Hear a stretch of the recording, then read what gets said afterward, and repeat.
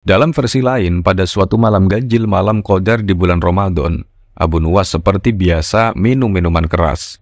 Dalam kondisi mabuk berat itu tiba-tiba datang seseorang yang tidak dikenalnya.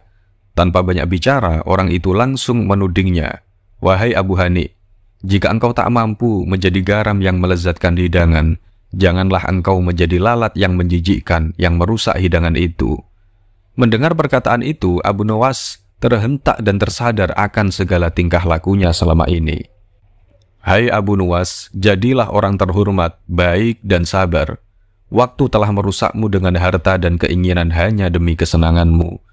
Hai pendosa besar, ampunan Allah itu lebih besar daripada dosamu. Sebesar-besarnya sesuatu itu masih lebih kecil dibandingkan dengan ampunan Allah yang paling kecil."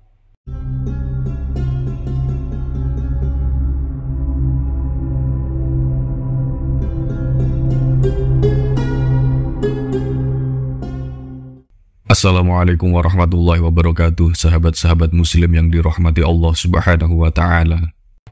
Jika kita baca catatan biografi Abu Nuwas, di masa mudanya ia terkenal karena puisinya yang jenaka dan mengupas kehidupan perkotaan, terutama kenikmatan anggur dan humor cabul. Corak puisinya yang baru ini serta otaknya yang cemerlang menjadikan ia tersohor, hingga akhirnya ia sempat menjadi penyair istana, Khalifah Harun ar-Rasyid. Pada periode inilah kiranya muncul kisah-kisah humor yang terkenal hingga ke seluruh penjuru dunia. Meski terkenal nakal, sajak-sajaknya diakui syarat dengan nilai spiritual, juga cita rasa kemanusiaan dan keadilan.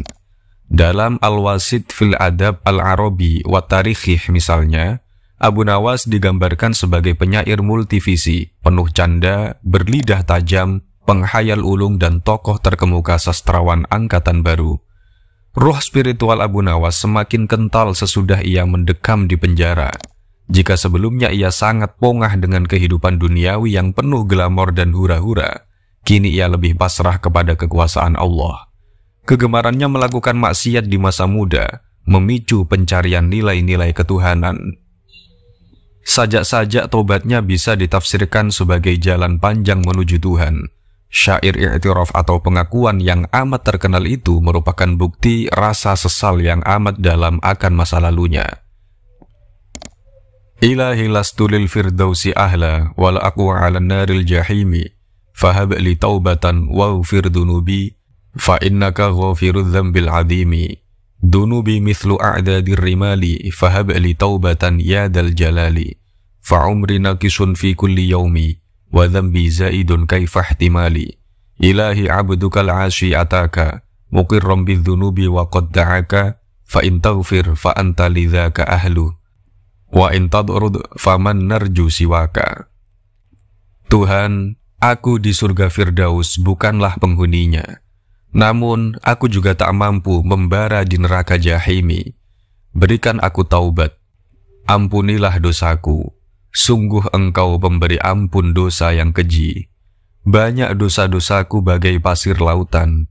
Maaf aku harapkan padamu yang penyayang. Umurku kan berkurang tiap hari berlangsung, tapi dosaku selalu bertambah. Bagaimana mesti ku tanggung? Tuhanku, hambamu yang ahli dosa ini datang menghadap, mengakui dosa-dosa seraya meratap. Jika engkau ampuni, maka itulah wewenangmu. Jika engkau tolak, kepada siapa lagi aku berharap? Begitulah syair yang lebih dikenal dengan judul Al-I'tiraf atau pengakuan dosa. Syair tersebut adalah salah satu gubahan Abu Nuwas yang cukup masyhur di kalangan muslim Nusantara. Al-I'tiraf disenandungkan di langgar-langgar sebelum iqamat tiba, didendangkan di berbagai majelis ta'lim baik di kampung maupun di kota. Nama asli Abu Nuwas adalah Al-Hasan bin Hani. Ia dilahirkan pada tahun 140 Hijriah atau 757 Masehi di desa Suq Al-Ahwas di kawasan Kurdistan, sebelah barat Laut Baghdad. Bapaknya dari bangsa Arab sedangkan ibunya dari Persia. Ketika Abu Nuwas berumur 6 tahun, sang ibu membawanya ke Basrah untuk diserahkan kepada pamannya yang kesehariannya bekerja sebagai pembuat minyak wangi. Setelah beranjak dewasa, Abu Nuwas bekerja membantu pamannya itu. Setiap menyelesaikan tugas, biasanya ia langsung pergi ke masjid untuk menimba berbagai ilmu agama dan pengetahuan lainnya, baik bidang syair, fikih maupun hadis. Abu Nawas yang begitu bersemangat didukung dengan pikirannya yang cukup cerdas, segera membuatnya berhubungan dekat dengan beberapa guru senior ataupun mereka yang memahami berbagai aspek kebudayaan dan tasawuf. Hal itu kemudian mengantarkannya bertemu dengan seorang ahli sastra yang telah menjadi pujangga kenamaan, Abu Usamah alias Walibah bin Al-Habab. Pertemuan inilah yang menjadikan syair-syair Abu Nawas menjadi terasah dan betul-betul membawa perubahan besar.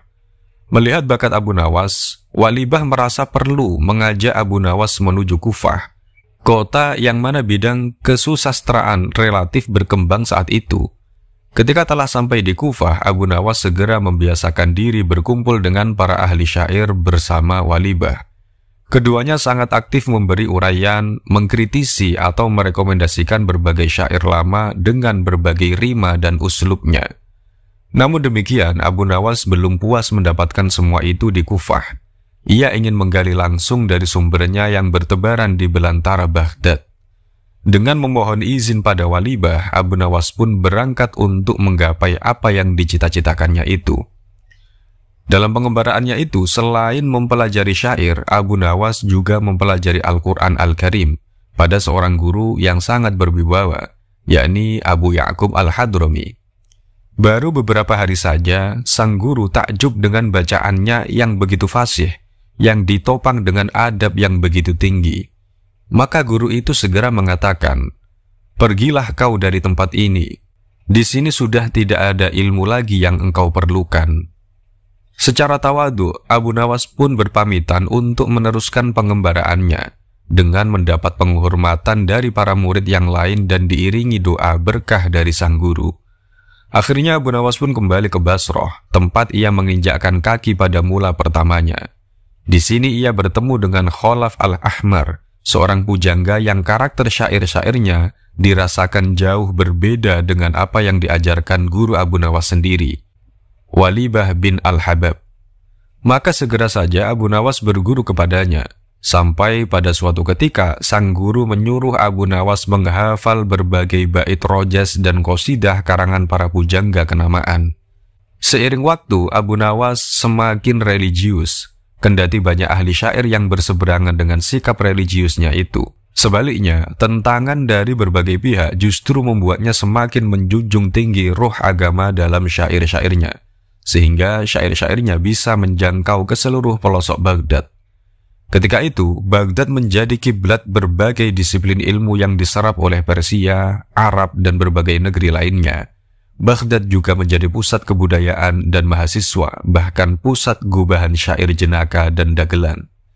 Sebelum Abu Nawas berada di Baghdad, syair-syairnya telah lebih dahulu dikenal dan populer, sehingga dinikmati oleh penduduk Baghdad. Pada 170 Hijriah, Abu Nawas memasuki kota Baghdad tersebut, tepatnya ketika tampuk kerajaan dipegang oleh Harun ar-Rasyid. Semenjak itulah kehidupan Abu Nawas mulai dekat dengan istana Bani Abbasiyah, dan segera saja beberapa ahli syair kenama berada di sekelilingnya. Di antaranya Syekh Muti bin Ayyas dan Al-Khali bin Ad-Dohak, Hamad bin Ajrod, Abbad bin Abdul Hamid Al-Laki, serta seorang wanita bernama Anan. Ketika Harun ar-Rasyid mendengar kedatangan Abu Nawas, Baginda segera memanggilnya untuk diangkat menjadi penyair istana. Kendati pun demikian, Baginda masih terus bersikap hati-hati dan waspada, mengingat Abu Nawas adalah penyair yang piawai dan sangat berani dalam mengkritisi apa yang terjadi dalam istana. Salah-salah Baginda sendiri yang akan menuai kritikan pedasnya. Benar juga, pada suatu ketika, kritikan Abu Nawas terlontar juga sehingga ia harus dikurung dalam penjara. Dan kejadian ini terus berulang, bukan hanya sekali namun berkali-kali. Mengetahui seorang pemimpinnya dijebloskan dalam penjara, seketika itu terjadi eksodus besar-besaran para pujangga kenamaan untuk membela Abu Nawas.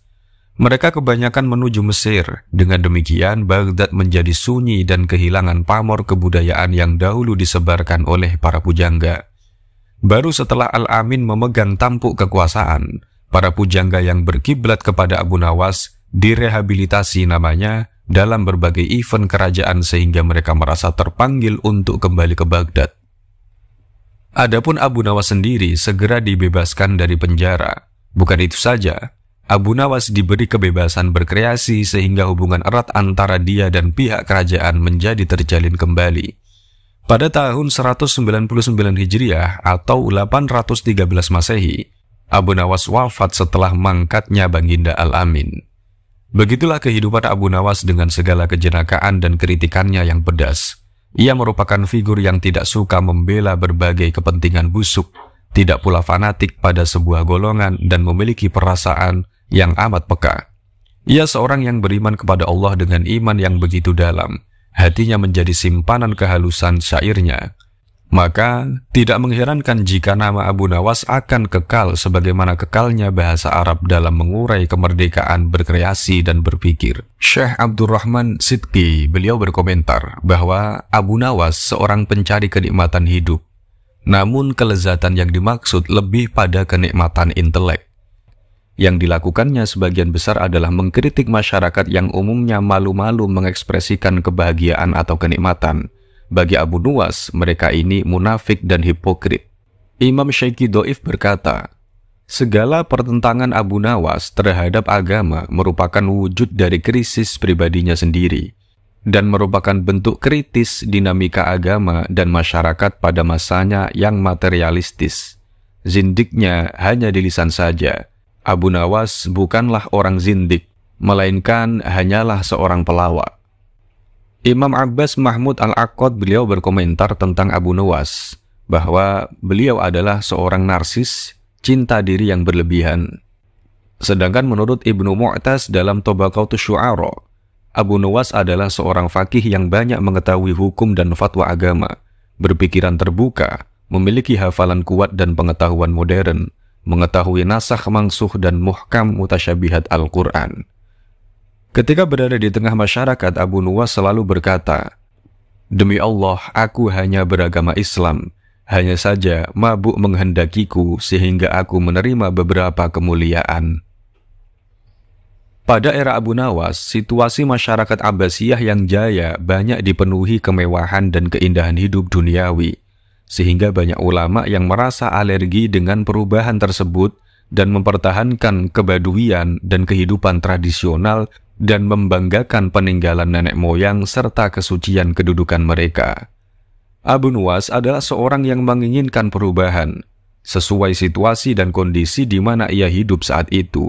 Ia ingin menampilkan dirinya sendiri dan kehidupan yang ingin dibentuknya sendiri, sehingga diekspresikan dalam bentuk syair-syair.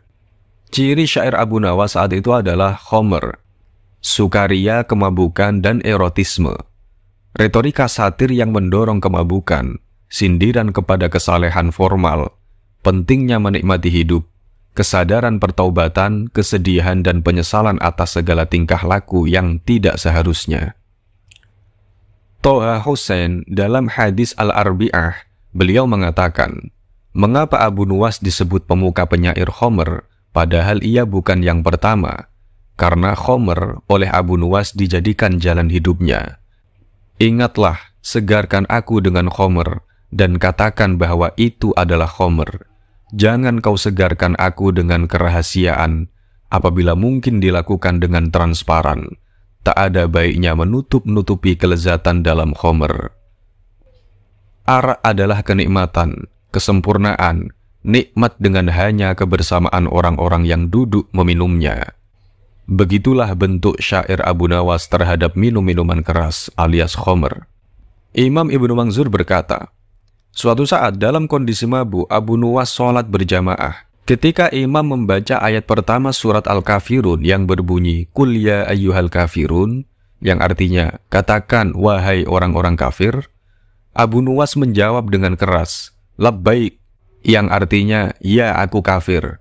Setelah sholat selesai, ia ditangkap dan diinterogasi, namun dilepaskan lagi karena dianggap hanya melawak.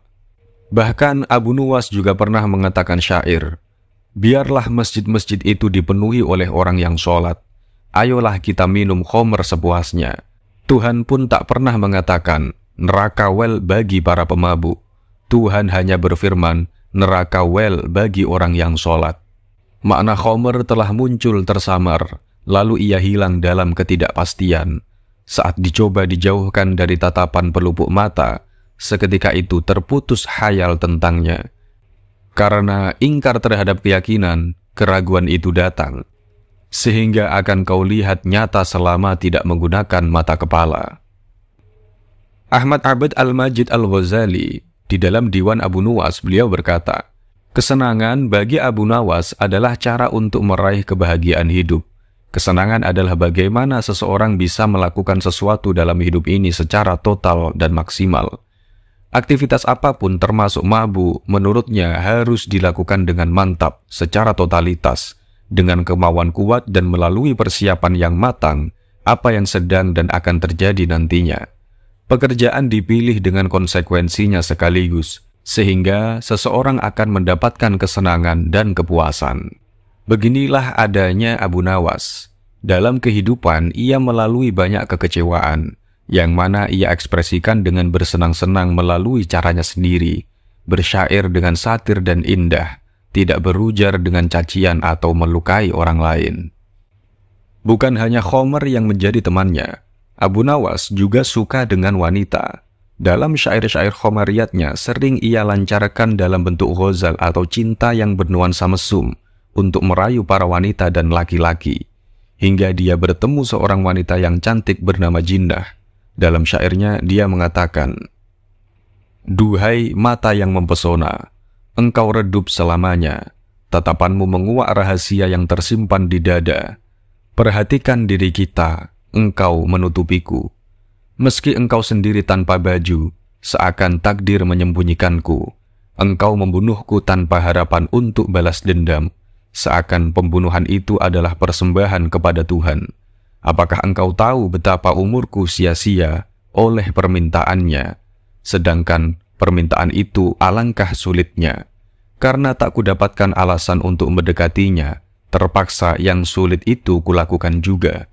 Aku menunaikan ibadah haji, dan kukatakan aku benar telah haji.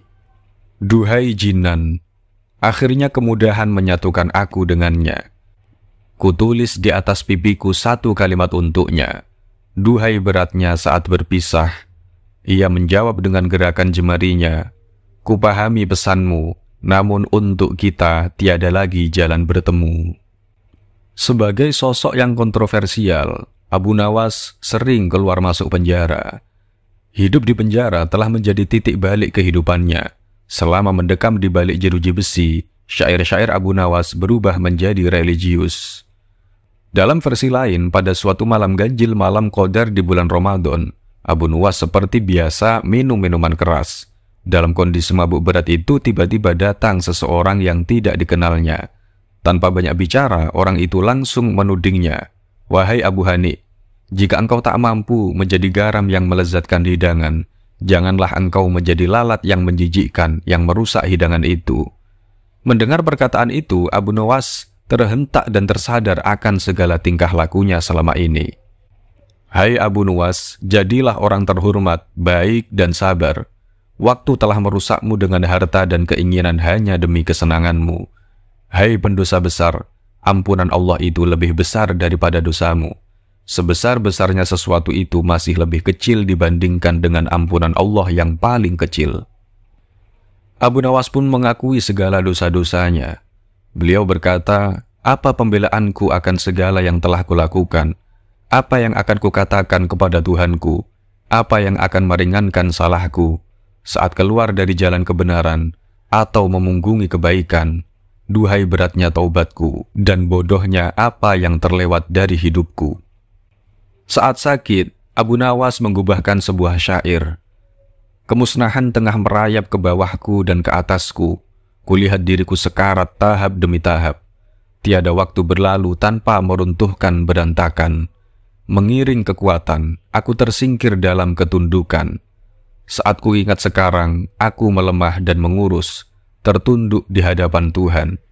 Betapa ku sesali hari-hari dan malam-malam itu, penuh hura-hura dan permainan. Kita lakukan setiap kejahatan. Semoga Tuhan mengampuni, memaklumi dan memberi penangguhan hukuman. Setiap yang meratap akan diratapi, setiap yang menangis akan ditangisi, setiap simpanan akan dibelanjakan, dan setiap kenangan akan dilupakan. Hanya Tuhan yang tersisa. Siapapun yang dimuliakan, Tuhan jauh lebih mulia. Ia menjamin semua kebutuhan. Wahai Tuhan, kita sengsara dan membutuhkannya. Puisi orang mati telah sampai padamu melalui kata-kata seorang bernyawa yang berada di persimpangan hidup dan kematian. Momen takdir telah menaklukkan tubuhnya, sehingga kini ia hampir lenyap tak tersisa. Kalau engkau menatap mataku, menangkap wujudku, tak akan kau temukan satu pun kata dari buku wajahku. Begitu engkau cinta kepada dunia, maka hanyalah kepahitan hidup yang kau rasa. Tidakkah kau tahu hakikat dunia yang awalnya bening dan akhirnya asin? Wahai orang-orang yang peduli pada agama, ketahuilah bahwa kebebasan dan pemaksaan itu tidak ada. Semua yang kau tuduhkan tak ada benarnya selain kematian dan alam barzakh. Tak seorang pun tahu begitu terpisah nyawa, apakah ia masuk surga ataukah neraka. Kulihat setiap yang hidup itu fana, putra si fana, dengan nasab mulia yang bersambung kepada yang juga fana. Saat seorang cerdas menelaah dunia, ia akan menemukan seorang lawan yang berbaju kawan.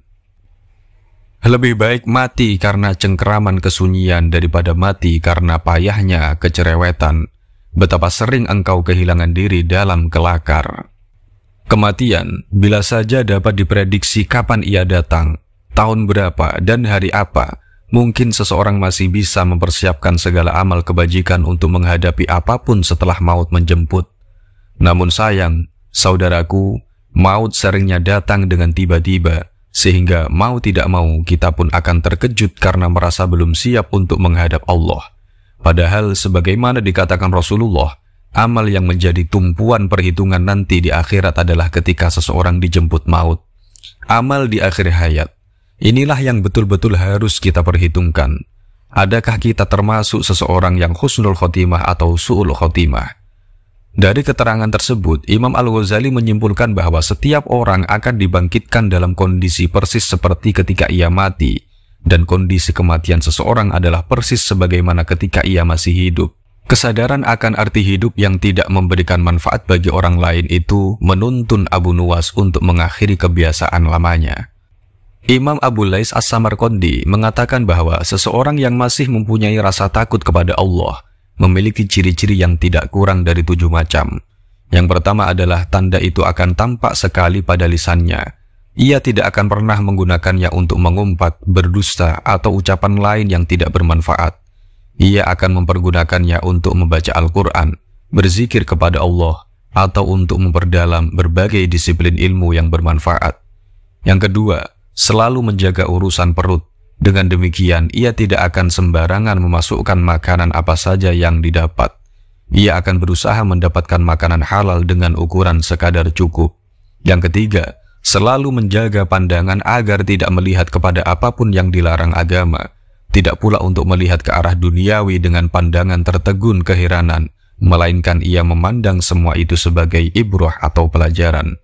Yang keempat, selalu menjaga tangannya agar tidak melakukan berbagai kemaksiatan, dan berusaha agar apa yang dilakukan tangannya itu selalu penuh manfaat. Yang kelima, memperhatikan tindakan kaki agar tidak terjerumus kepada perkara yang haram, dan selalu berusaha agar apa yang dikerjakan kaki menjadi bagian dari ibadah. Yang keenam, mencermati apa saja yang terlintas dalam hati, dan berusaha agar selalu terjauh dari menyimpan dendam, permusuhan, mendengki sesama kawan, dan berbagai penyakit hati yang lain.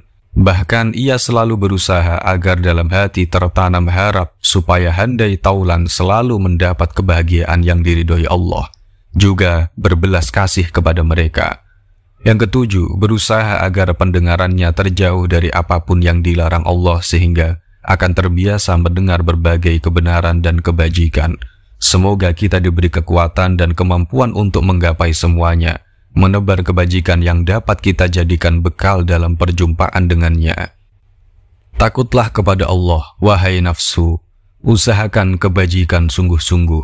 Siapapun hanya mengumpulkan harta, ia tiada lepas dari duka dan nestapa. Kala tubuh tak memiliki pembela, kan menebus dengan harta dan anaknya. Sekian, terima kasih. Wassalamualaikum warahmatullahi wabarakatuh.